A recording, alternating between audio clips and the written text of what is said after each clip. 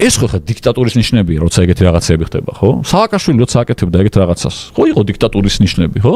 ეს რა, რითი განსხვავდება მითხარი ადამიანს ვიღაცა დაკავების მერე ცემს, რა მნიშვნელობა აქვს ვინ არის იმაში ხელისუფლებაში? ერთნაირი დანაშაული არ არის? ხო? დიქტატურის ნიშნები ხო არის ეს? აი თუნდაც მარტო ეს ერთი ფაქტი, ხო? დიქტატურას ერთი რაღაც ახასიათებს.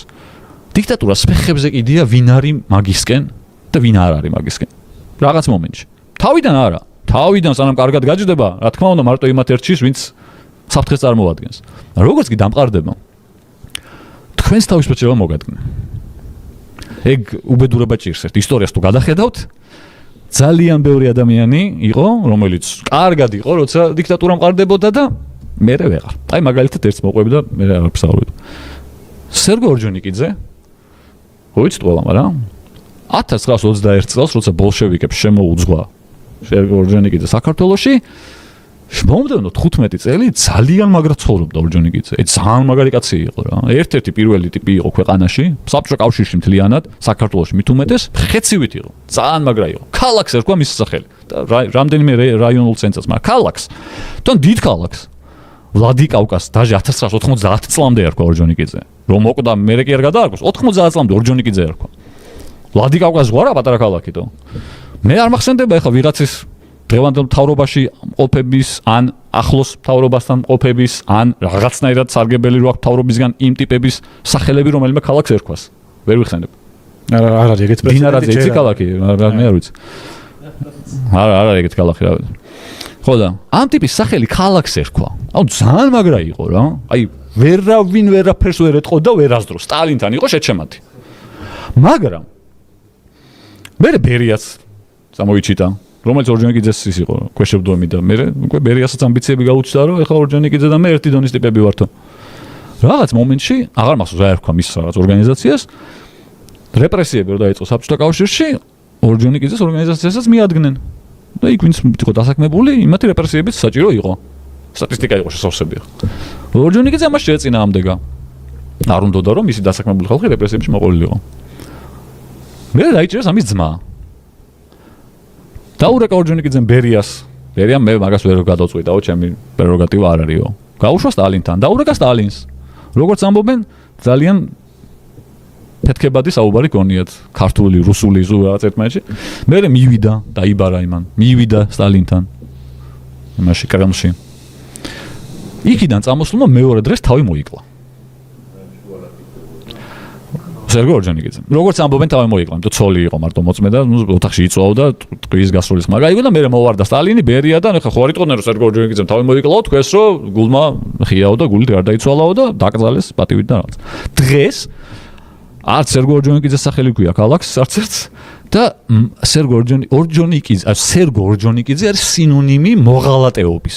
ხო? აი, ვიღაცა ტიპზე რო გინდა თქვა რა, აი მოღალატეა, აი შევარნაძე ზის წილი შეჩემა და რო დაინახავ, დენი არ ქონდა იმ დღეს თუ რაღაც და რატო არ ქონდა? მეტის ღირსი ხო ორჯონიკიძე ვიცნობ ძალიან საყვარელი ხალხია და საოცარი ხალხია კაცო. ორჯონიკიძე ვიცნობ. არა. ზოგადად გვარზე კი არ მაქვს ლაპარაკი, მაგრამ სერგო ორჯონიკიძე რა იმენა სერგო ორჯონიკიძე მოღალატესთან ხო ასოცირდება დღეს. ანუ ტიპი რეჟიმმა რომელიც შექმნა, იმავე რეჟიმმა ისე გაწირა რომ თავი მოაკვლევინეს. ხო, სხვა არ დამიტა ძმაც დაუხრიტეს ბატაშორის. ცოლი გადაუსახლეს 10 წლით და ის თანამშრომლებიც ძალიან ბევრი დახვრიტეს. ანუ აი დედაუტირეს ტიპს. კიდე ვიღაც ბიძაშვილიო და ანუ აი მთელი ამოწყვიტეს ლამის, რა გენოციდი მოუწყვეს ტიპს.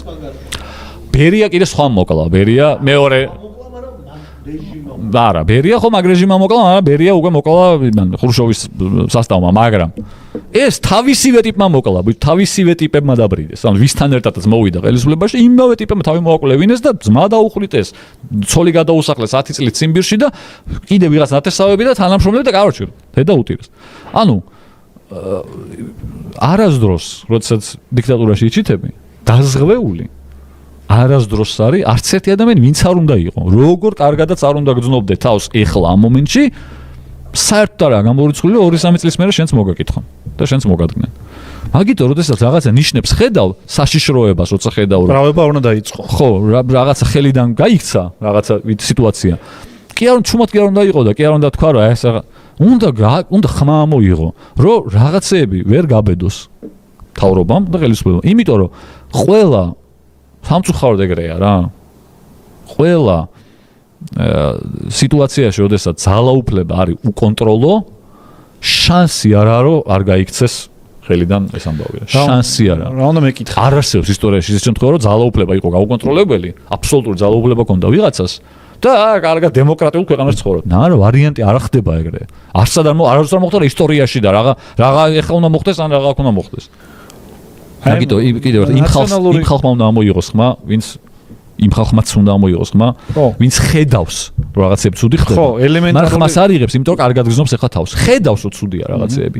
ხედავს რომ რაღაცა საშიშროება არის. იმიტომ რომ ესე არ არის რომ იცი რა დღეს დემოკრატიაში ცხოვრობ და აი, всё, დიქტატურაში გავიცი და არა, ნელი პროცესია. მე არჩევნების პენ მომწერა ვიღაცა Facebook-ზე.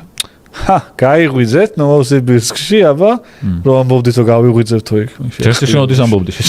ჯერ როდის ამბობდი, მაგრამ მე კიდე ეს რა ის არის იმართვა დღეში ხდება ეგ. და ისეთი კანონები შემოდის, რომ რავი, ძალიან მეშინია მე მაგ ყველაფრის და